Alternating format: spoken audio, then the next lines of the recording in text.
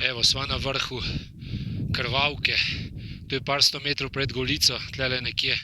Prišla sva pa po drugi strani, iz druge strani, se pravi tam, kjer je daljša pot za na Golico, mimo, nisva šla na dom pod Golico, ampak sva šla mimo z druge strani, tako da sva najprej prišla na vrt Krvavko in šele potem zdaj gre na Golico.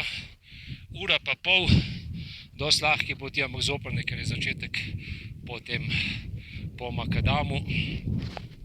Lep razgled, ampak ni pa vrh nič označen, tako da ne vemo čisto točno, če je to sploh to, ampak pač tale navigacija kaže, da sva našla. Upam, da sva res, zdaj pa gre naprej na Golico. Čez par minut.